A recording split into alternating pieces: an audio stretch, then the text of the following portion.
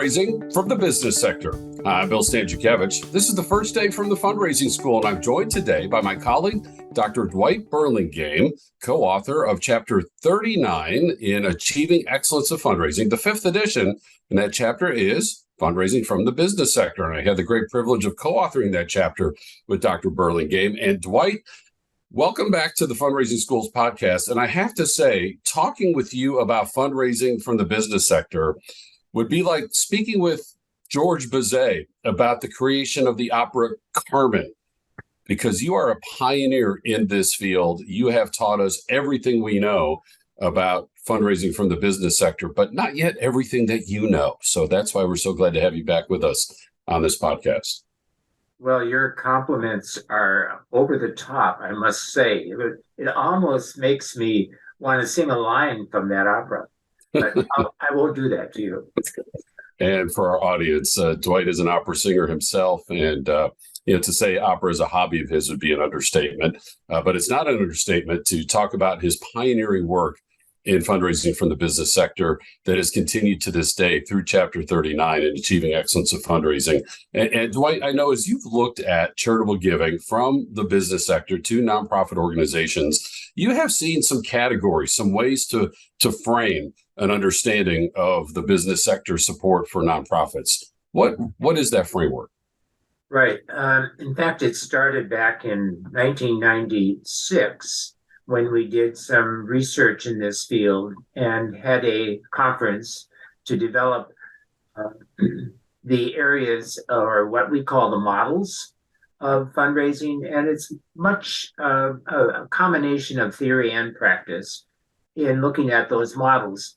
And so just to briefly mention them, first of all, the corporate responsibility model, or which is the preferred model in many ways over the history of corporate giving. And secondly, the ethical and altruistic model, which is a limited one, but a very important one historically. The political model, which looks at the reasons why companies give in terms of to gain political advantage, either internally or externally to the company.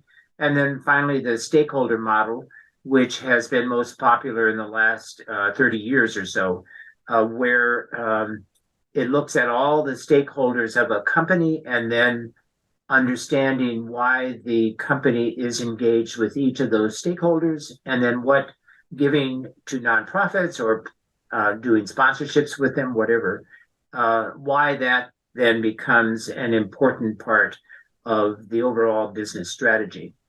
So those models in various degrees have been existing at least since I would put it 1953, when there was an important act which allowed companies to give to nonprofit organizations, charitable activity, and have it as a deduction. That's a relatively recent phenomena, and it is an important thing for nonprofits today and all fundraisers to remember that historically a company couldn't give to anything that was not for the benefit of the business. So it brings us back to that important concept when we think about corporate or business sector giving to nonprofit organizations, is that the primary purpose of a corporation, of a company, of a business is to make a profit. It's fundamental. It's been that way for centuries. And so for them to engage with community in the sense of organizations in the community, there has to be a return to the company as well as a benefit for the nonprofit. So if we put that model in perspective, I think it allows us to then ask the questions about how do we go about doing this, what's important for a fundraiser to do, et cetera. Dwight, there was so much in that first response. One thing I want to ask you to do, can you go back to the frameworks and just give us just a quick summary? Responsibility, altruism, political, and stakeholder. Let's just start corporate responsibility. What does that mean? It basically means that the company has an obligation to community or to society. And therefore, in accomplishing that, they have a obligation in accomplishing the obligation to society, they are also accomplishing their responsibility as a business, which is to be profitable and have a return for their investors or for them personally as they go about adding a benefit to society, a product, an activity, or whatever it might be. That is the primary mission of that particular subsector. Altruism, caring about the well-being of the community in which they work, caring about the people who live there, caring about the conditions. Altruism. Yes, I think that's at least ethical action. Whether it's altruistic is a debate that's always been had. And what is altruism? It is certainly not just for one's self, but for the other as well. So, you get this debate of what is altruistic. It means more than just the benefit to an individual or to a organization singularly. So I think it's a debate on what that means. But and then and because of the other three factors, including the political factors, that where businesses are intersecting with government and all the regulations of the business sector here in the United States, or is there another meaning to political? Yeah, there is the internal political.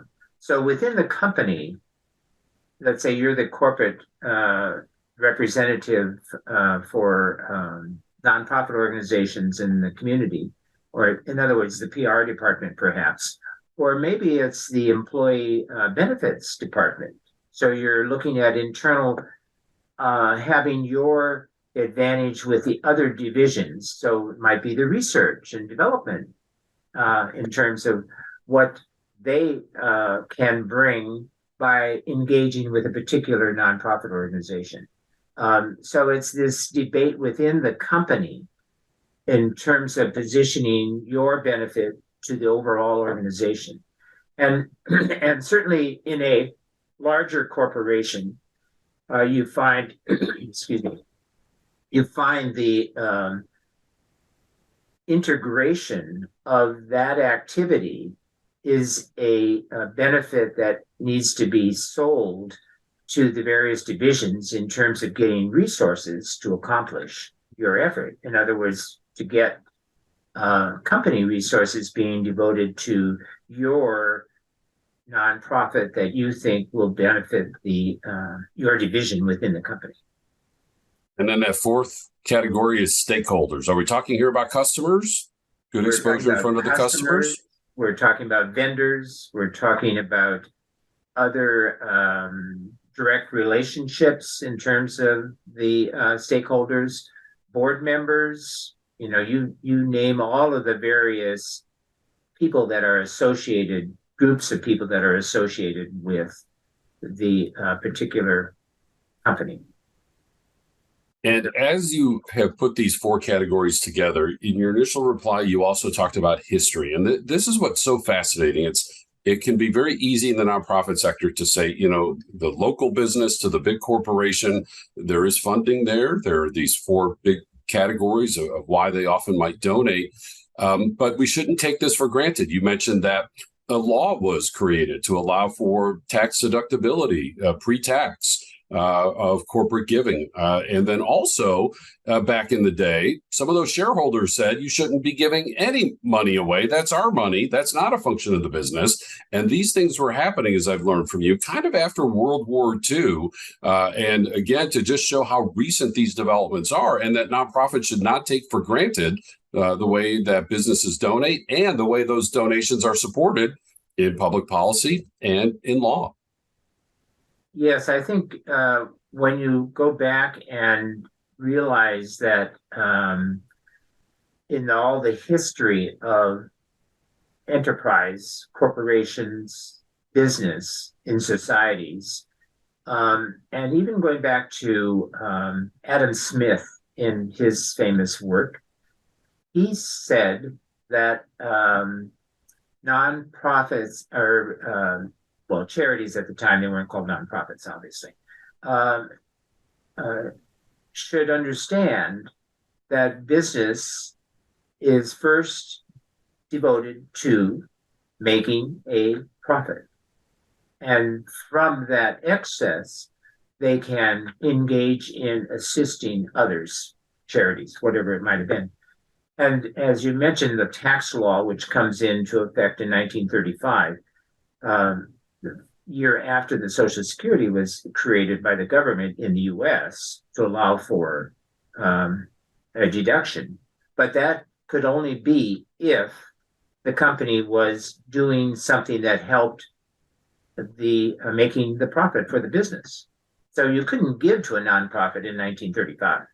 So up until that was true from 35 until 1953, when we had the New Jersey Supreme Court, the Supreme Court of New Jersey decision. In that court decision, it allowed the chairman of the business to be able to make a $1,500 gift to Princeton University because that was his personal interest. In other words, it was his own personal interest and was no benefit to the company. So that point until today, we have this ability for a company to provide.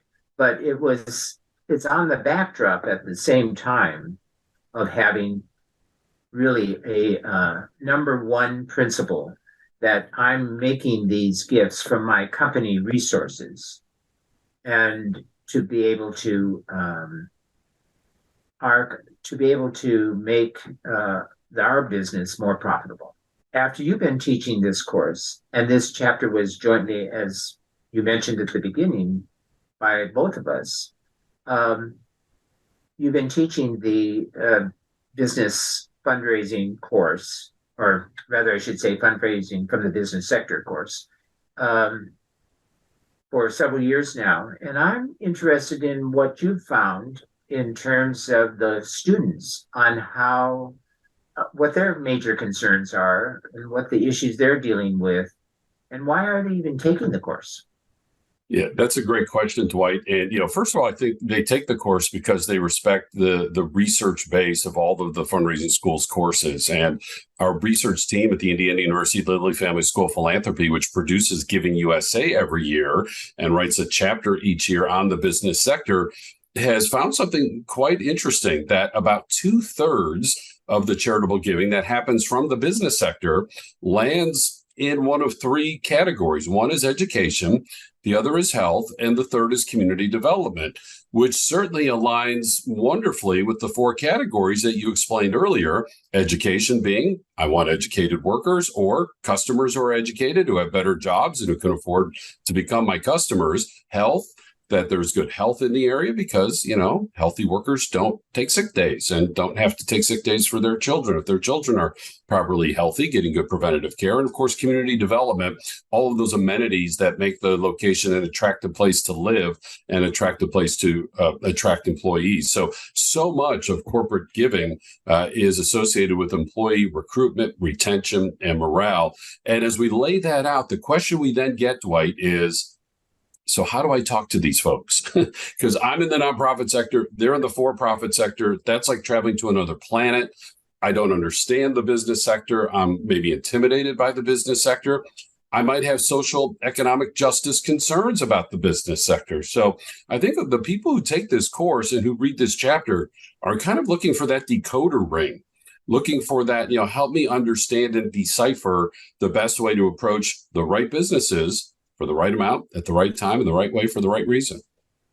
Yes, I think that's really an opportunity for those folks to be able to actually do a fundraising plan focused on the business sector. And so in their reach of their nonprofit that they're working for, in other words, the agent that they're working for, how they might build a plan that looks at those important elements of where are the common connections, what have they been doing in the past, what's their history, and how are they engaged in the same community of which they serve. They might have a common vendor, for example.